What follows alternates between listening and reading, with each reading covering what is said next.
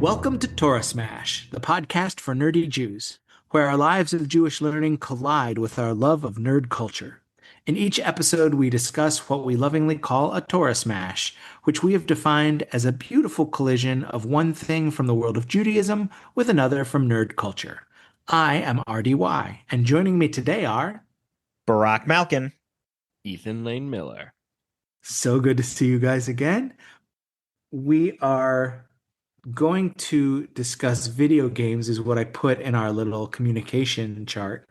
But what I wanted to point out was that in the 2010-ish area, a study was done of people who and their hiring practices. People at corporations, when they're interviewing candidates for jobs, it turned out that they really liked it when their interviewees played video games.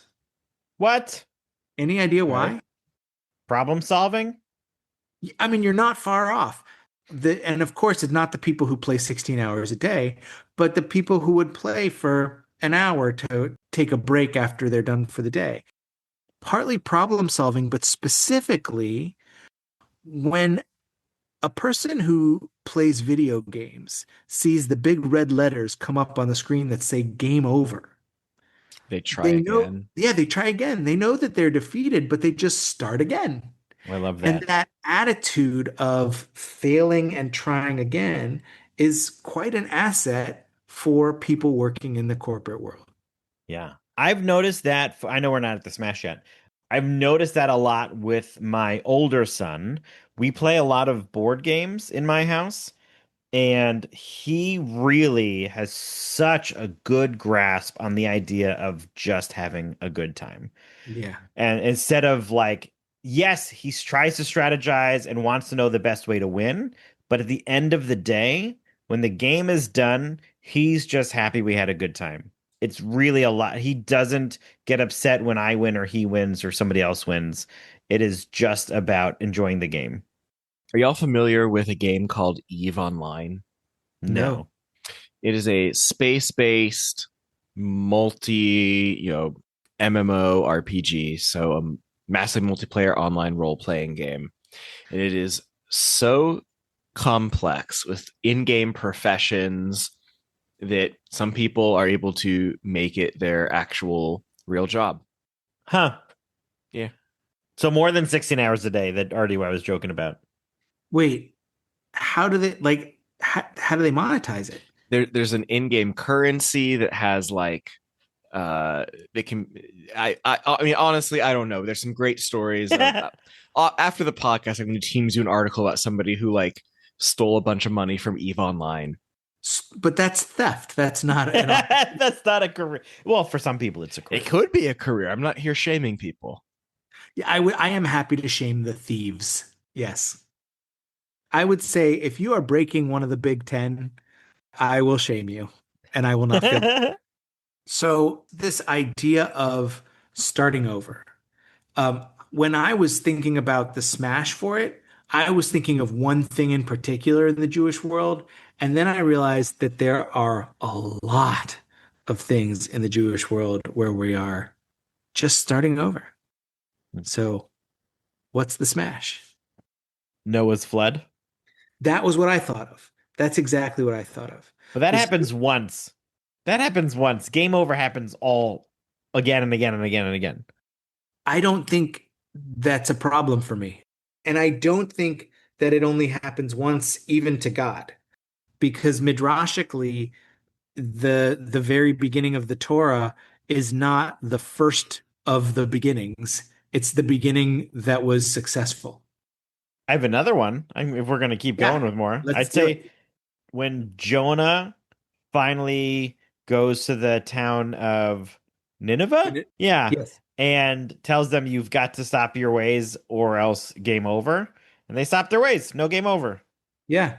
What about another one from Jonah, he gets swallowed by a whale, and one would think that if you're in the belly of a whale, it's game over. Yeah. Typically, but he prays. Ethan, do you have any Torah-based game overs? No, I was going to go with the flood. Yeah, I think the cool thing about the flood is that there are actually a couple of different game overs in this story. There's the big game over where people get so bad that God says, "You know what? Game over, Earth. We're going to start this whole thing again, except for you, Noah, because you're pretty okay." For Noah, the game over is his world being destroyed. That, like, even though he's starting over, it's not his decision. And he copes with it by getting so drunk that he passes out. And his sons have to cover up his nakedness so that he's not passed out naked in public. And even though the public is all his family. Barack, your face is reading to me like I'm really struggling with an idea in my head and trying to figure out how to say it. Yeah, I'm trying to figure out if the 10 plagues count for the Pharaoh. Yeah, If why those are not? like game over, game over, game over, game over, you lose, like constantly having these plagues attack you and your people. And then like, but the win there is let my people go, right? But he has to wait till his kid dies to pass the level. Or I mean, if every time Pharaoh says, "No, I will not let your people go," that's the game over for Moses, then Moses and also God have to start over again with a new plague. Yeah, but doesn't God harden the Pharaoh's heart? Sometimes. Sometimes Pharaoh hardens it and sometimes God hardens it. Yeah, it feels like that's more of a God as the DM situation, playing both sides of the characters. Oh, for sure. I mean, God, that's Yeah, arguably the case a lot of the time. yeah, As I was thinking about this, like Adam and Eve have a game over when they get kicked out of Eden. yeah. Abraham has a game over when he has to move out of everything he knows and start anew. Well, that's interesting. So I'm trying to salt the poke here to maybe get your juices flowing, but So is it about like changes in our phase of life? Like I suppose that, okay, let me go back with like the video game metaphor. Like I suppose that's more of like a new level or a new mechanic versus a game over. Yeah, and I suppose I do like the idea, new level, new mechanic. I think that mentality holds for advancing in level almost as much as it does for game over. Because when you advance in level, you usually have to learn a new skill or learn a new way to play the game or solve harder puzzles or whatever it is, so that each level is a different series of challenges if the game is written well. I'm going to change our perspective for a second on this. I agree with Ethan. It doesn't feel like a true game over like the business survey or the business data told us it was. Because for me, that quality is resilience. And Oh. it's not about a fresh start each time, like these examples from the Torah that don't have a repeat. For me, the game over quality that they're looking for is resilience. And then something I've learned from Spartus is that resilience is gratitude and kindness. When you have gratitude and you have kindness, you ultimately will have resilience. And so, are there examples in the Torah where there's a lot of gratitude and kindness that will lead a character to be a game over character? That's it. I think in every case, when a character is a game over character, it has to do with that aspect of resilience. Whether or not it is defined as gratitude plus kindness, I think all of these characters have to have resilience. Right. Like I would say, here's what I would say. I think Moses qualifies as a game over character for me because there's a lot of knocking him down for him to try again, right? Oh, He yeah. reinvents his life a couple times. Yeah, I think and those examples of resetting the life, I think come in as resilience and his gratitude that he has for God and for the people around him and the kindness he has for everybody that he passes. That tells me that he's a resilient game over character, game over person, right? And so I wonder if there's other things like that, whereas it's less about the situation but more of like they've been kicked down so many times and we can see that they become a game over person. I think no matter how you define Yeah. game over and parallel characters to it or elements of Jewish life to it, because I think the same thing is true about the destruction of the temple. When we talk about the first and second temple periods, the first and second temple periods are not just eras where this one temple was standing and the early portion is first temple and the late portion is second temple. There was a temple that was destroyed and then rebuilt in its place some 50 years later. And then that one was destroyed again some 500 years later. So the redoing, if you believe that your religion is centered around one location and that location is destroyed, there's very little more game over to me than that for a religion. But Judaism pivoted, it started the game again, it put its quarter in, and rabbinic Judaism flourished. Right. Well, I think there's a lot in Judaism that has gratitude and kindness built in from his get-go. That Why are if you usurping my smash? Yeah, I am. But I think it's about resilience. I think the game over quality is resilience. Yes. And so that's what I'm saying is that's why they've survived. I think it's game over for the Jews is what I'm trying to translate. Wait, what are you saying? Yeah. What do you mean it's game over for the Jews? I What mean, what are you I- implying? I mean that Jews are resilient. That the Little Jews are a scary. game. So you're saying the Jews are a game over people. Yes. I completely agree. Yeah. And that's why I think there are so many examples in the Bible and in our historical narrative where we show our resilience by starting the game over in different ways. Yeah, agreed. Can you think of others? There's an element of pick your biblical character and I'll tell you where they were resilient. Yeah. But one of the ones that I wanted to point out was Ruth. Ruth And Batsaraf? no. Oh, another Ruth. Yeah, no. The Ruth The other Ruth. Dr. Ruth. as in the book of Ruth. Oh, okay. So there are two Moabite women married to the sons of Naomi, and their names are Ruth and Orpah. When the sons die in battle, Naomi says to her daughters-in-law, "You don't need to stay with me. You're widows now. Go back to Moab, go be with your people, and start over because you're not beholden to me." And so it's game over for Ruth and Orpah. And Orpah goes, "Okay, bye." She leaves. She goes back to Moab. She no longer wants to play. Ruth says, "No. I'm pushing the start button again. We're going to play this game one more time. Where you go, I'll go. Your people will be my people, and your God will be my God." And then she meets Boaz and has to start over again, but with a new husband. And this starting over is so valuable that she is one of the ancestors of King David. And David is another game over person. How so?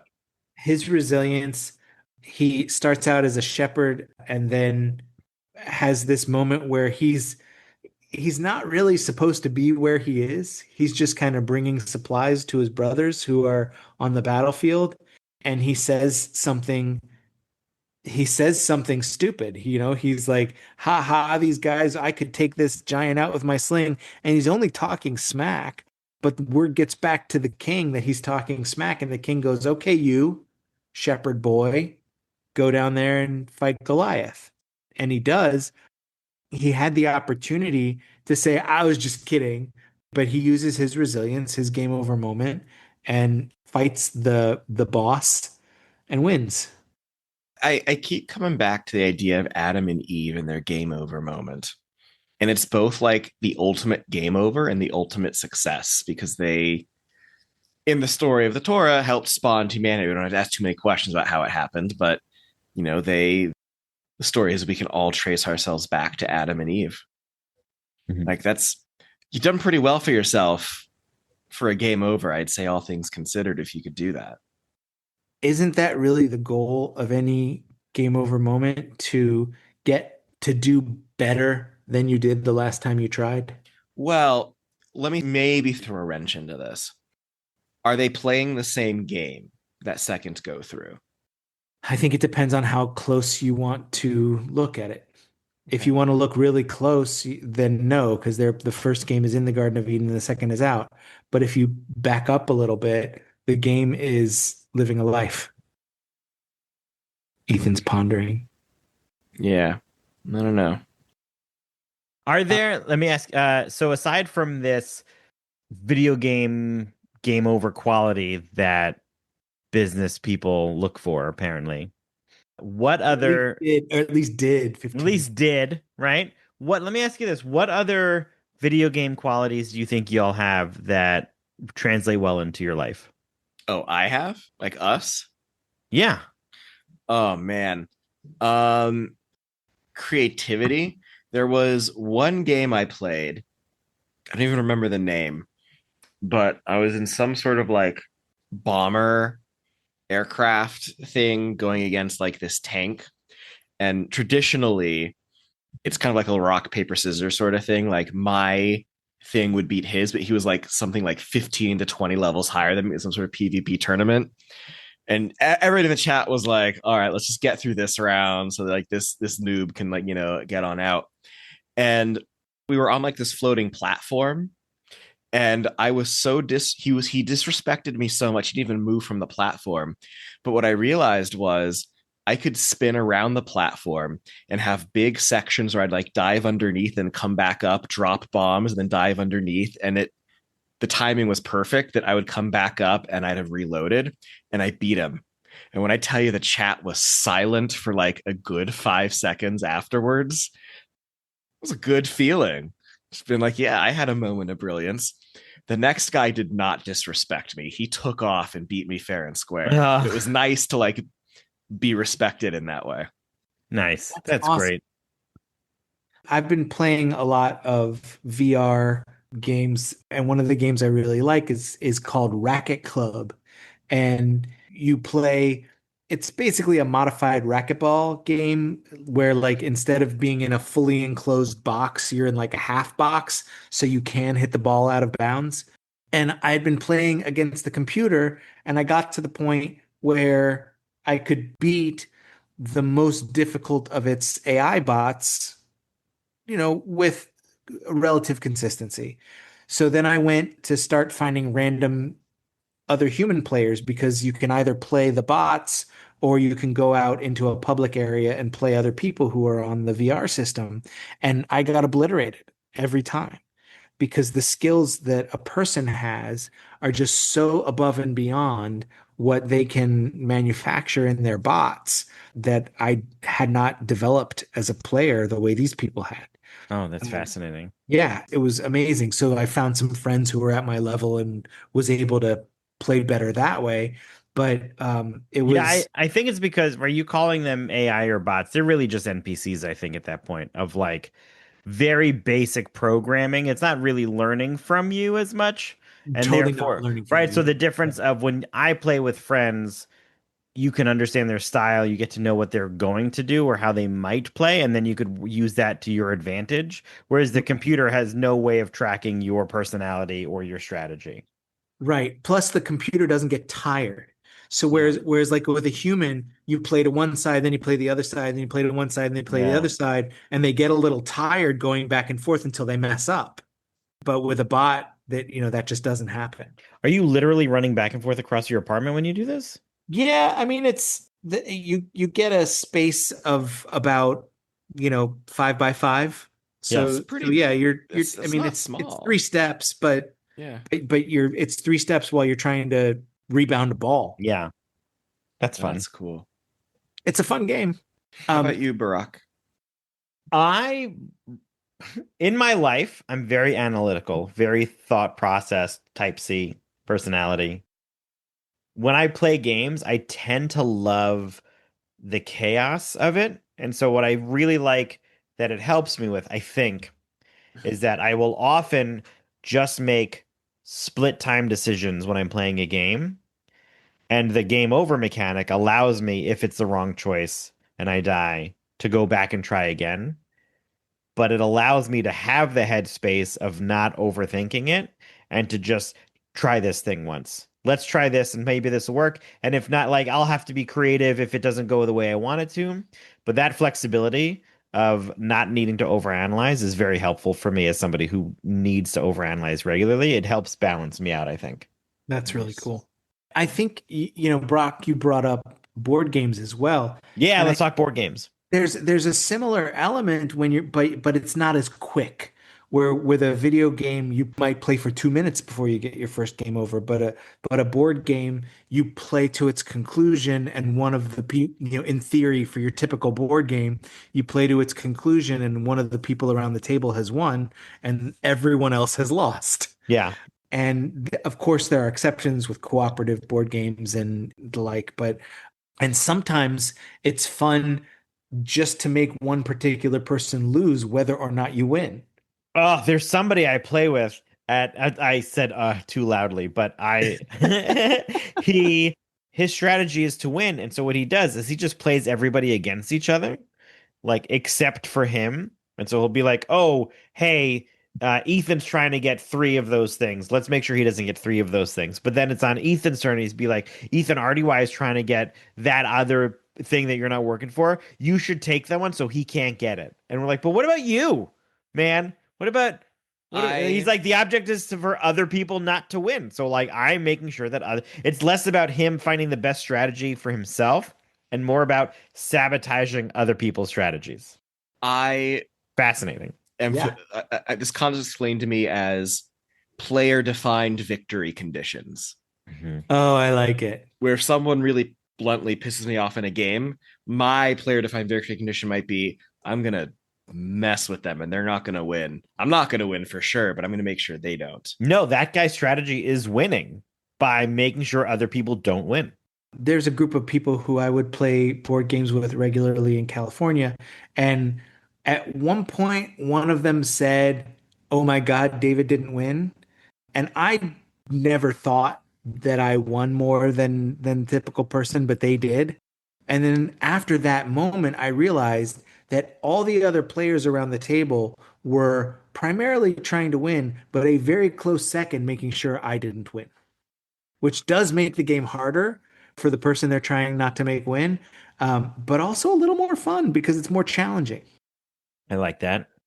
I will say also, Barack, a big thank you to you for introducing me to Board Game Arena.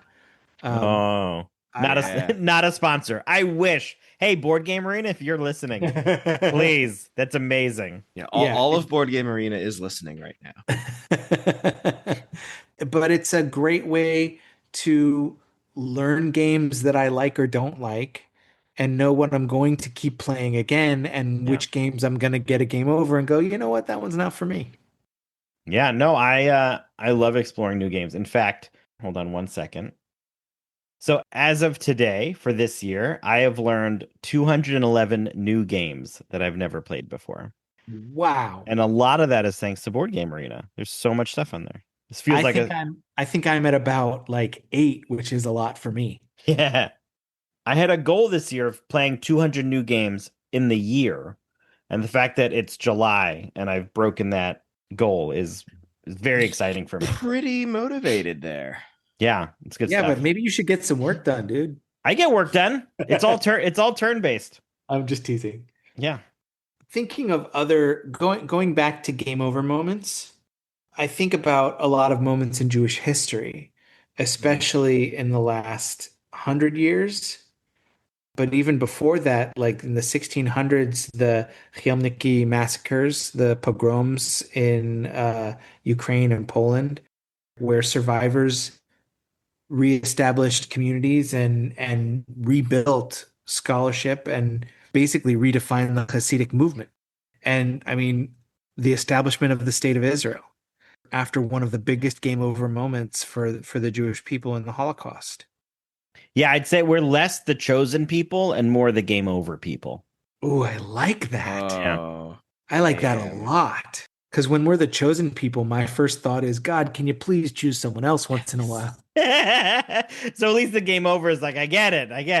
Yeah. Game over is so much more accurate than chosen. I'm mulling over that. I really Yeah. like. Well, it's something that I also didn't realize we were doing with my kids. this game over mentality is, and not to pull my thing back in again, but right, resilience is gratitude and kindness. And every Shabbat, when we put tzedakah in the tzedakah box, we ask the kids to say either something they're grateful for or something nice they did for somebody else. And that was before I knew that resilience was gratitude and kindness. And the fact that we are asking them to share gratitude or share kindness tells me I was on the right path, which is wonderful, but I didn't know I was going to raise resilient kids in that way. And I think it's a really nice way of doing it, which may be one of the reasons why my older son is so good at resilience. Like that could be one of the aspects of it.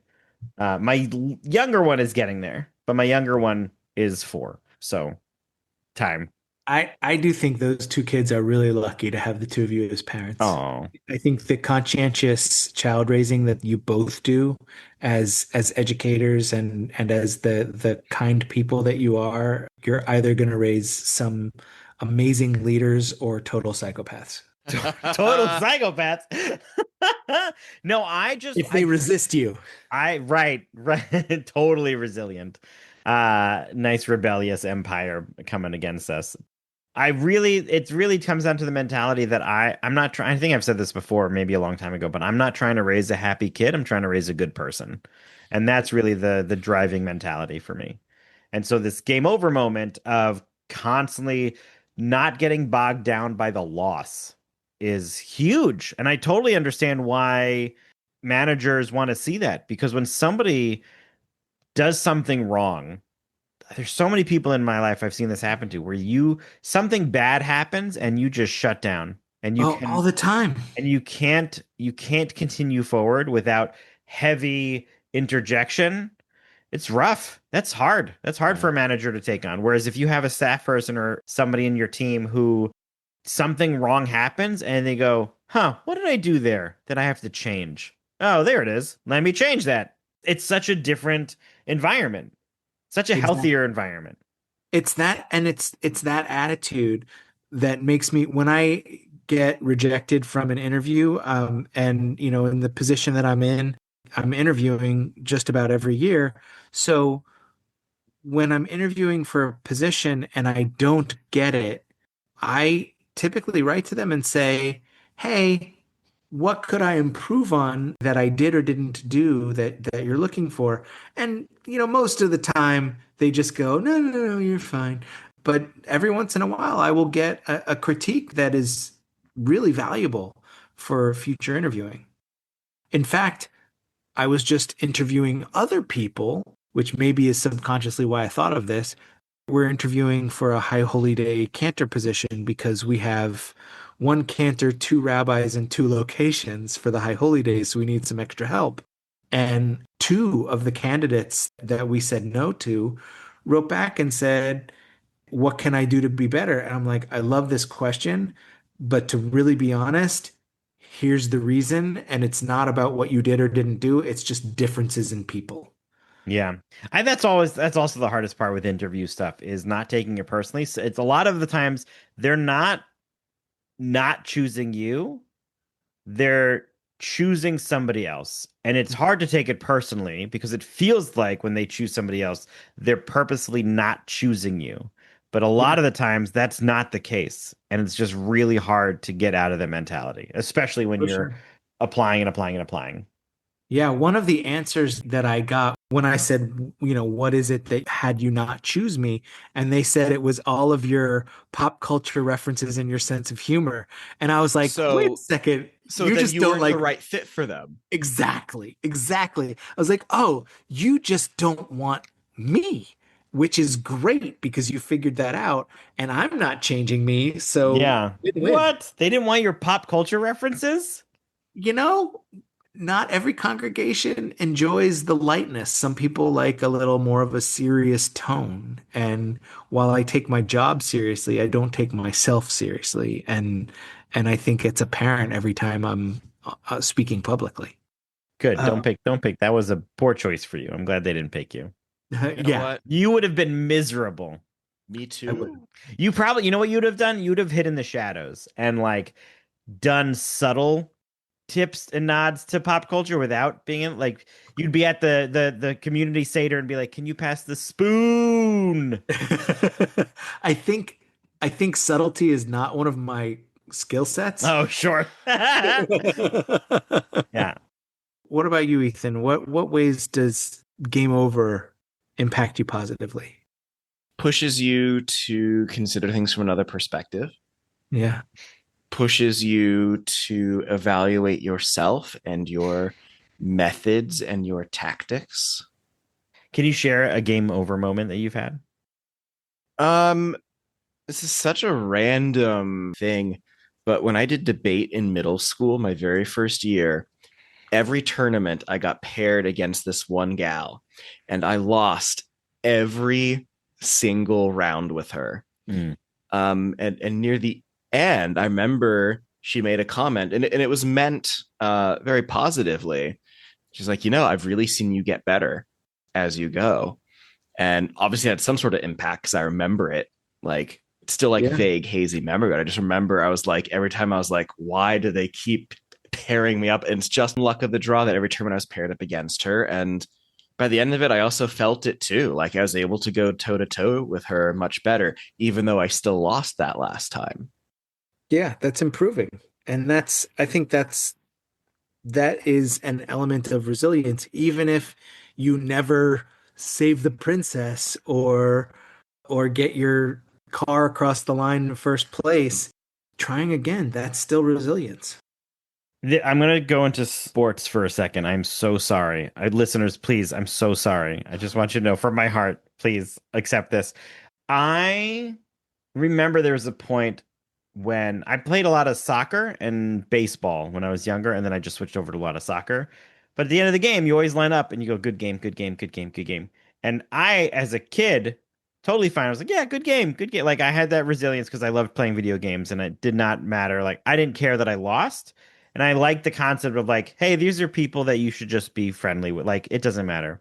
But there's so many kids out there whose parents obviously were not game people who you know, it carried over to them. And those are the kids who would like spit in their hand before doing the handshakes, Uh, or they would like do the fake out hands and miss everybody and not do high fives. Like it's such a different world of teaching your kid that it's so fun. Right. Here's a great example. Tonight at dinner, actually, my kids were telling me that Color War just started at camp. didn't And get canceled this year. it did not. And my younger one has never been to day camp before, not in this sense with a color war. And I wanted to make sure that he was sort of prepared for this idea of one team's going to win and one team's going to lose. And so I said to him, yeah, hey, just so you know, color war is very exciting, a lot of really fun games, and one team's going to win and another team's going to lose. But do you know the most important thing to remember about color war? And he's like, what? And I said to my older son, do you know what the most important thing is? He goes, yep, have fun. Amazing. I knew that he was going to have a right answer. I didn't even hesitate that he did not know the right words to say of what's the most important part of color war. Have fun. Yeah, Absolutely. You know, that's great. it's been a joke at a lot of camps I've worked at, including my own, where everyone's a winner at camp, but some people will win more than others. Mhm. So one of my colleagues, honest to God, suggested that what if we ended Maccabia in a tie this year? And I said, you get to be the one to take all those parent phone calls. When I went to Camp Livingston for 10 years, I had the dubious honor of never winning Maccabia, which was what we called Color War. And so 10 years of camp, my first 2 years I went one session. Every other year I went two sessions. So I think that's 18 Maccabias. Never won. Clarifying question: how many Yeah, teams were there? two or three. Oh, dude, that hurts. And I was captain twice. And my nephew goes to the same camp I went to, and he was heading towards that same dubious honor, but he won this year. And I said, I heard you won Maccabia this year. And he went, Yeah. Like he was upset that he wasn't gonna break my record. Oh, that's hysterical. There's another game over quality that my kids were watching an episode of Bluey this weekend. Every now and then they pop it on, and I could overhear it. And they were watching the Pass the Parcel episode. I don't know if you've seen this or not. For those that haven't, it's an episode of birthday parties, and they're playing the game Pass the Parcel, which we probably call something else, but it's essentially there's a gift that's wrapped in wrapping paper, wrapped in wrapping paper, wrapped in wrapping paper, wrapped in wrapping paper, and you do like a musical chairs situation where you start music, you stop music, whoever gets it unwraps, and if you get to the middle, you get a big prize. At the beginning of this episode, they started it where every layer had a gift. And and Lucky's dad was like, "That's not how we played it when I was a kid." You're playing the wrong way. And so he said, when it was his kid's birthday second, they're like, no, we're gonna play Pass the Parcel the right way. It's just one gift on the inside. And so they changed it, and the mom's like, then you're dealing with the kid, just like Ethan. You're dealing with the kids. Then you're gonna have to deal with this. He's like, fine. And by birthday party 3, somebody's like, I want to play Lucky's dad's rules for this, right? The idea, like, tying is not as much fun, right? You would have gotten more phone calls if somebody tied than you would have if somebody won and other people lost. It's fascinating to me in today's culture of being able to just have and enjoy that excitement of maybe I'm going to win, maybe I'm going to lose, but like the enjoyment of that. And at the end, the parent asked one of the kids, like, how come you enjoyed that so much? Why do you want to play that version of Pass the Parcel? And he's like, well, my friend won a toy, and I love seeing my friend so happy. Like, Oh, yeah. That's real But good. also, I mean, I could argue that we've got a whole generation of people who, when they were children, were raised with this everyone wins mentality, which I think has caused a lot of problems in our current society. Yeah, I agree. So I want to go back to Noah in closing. We have this ultimate game over moment where it's actually not just Noah's game over moment, it's God's. Because Noah was a player, but so is God in a different game.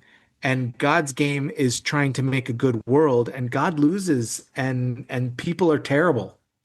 And so God has to start over. Noah has this game over moment where he's probably really scared for his time on that boat with all these animals, and I'm sure it smells, and is this ever going to end? And we talk about it raining for 40 days and nights, but it's not over after 40 days and nights. It's over after all of that water recedes. And so Noah can finally come off of the ark and start society over. His game over moment takes a long time to restart from. But when he starts again, that rainbow in the sky is the note from God to say, this is your extra life. We're going to start anew. And this time we got you. And 10 generations from now, there's going to be a guy called Abraham, and he's really going to know how to play. So I hope that as we go through all of our moments that seem like a disappointment, or even that are a disappointment in its immediacy, that we can tap in to that kindness, tap into that gratitude, and be the resilient people that we have the strength to be, and start over anew. Any last thoughts for either of you? I think game over is great, and you don't need up, up, down, down, left, right, A, B, select, start. Yeah. Yeah, dude, cheat codes are just that, cheating. That's not winning. Yeah. It's not living. Game over is about living. Game over is about living. Get busy If living. you live it's not fun if you win every time. That's Yeah. right. That'll do it for this episode of Torah Smash. Our fiscal sponsor is Jewish Creativity International. Our theme music was created by Sean Fogel. You can check out Sean's bands and studio work at www.thesleepywest.com. If you enjoyed today's episode, be sure to rate and review us wherever you listen. It helps others find us and is an excellent way to support the podcast. We want to hear from you and continue today's nerdy discussion. Go to torasmash.com to find where to connect with us online, purchase swag from our store, support us with a donation, find previous episodes, and more. And Noah actually loved video games, but he didn't have a home console, so he played in an arcade.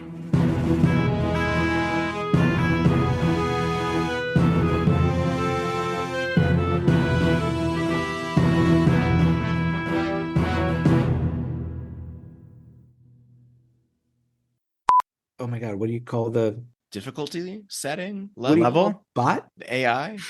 Why'd you get quiet, guys? Oh no, that's not it.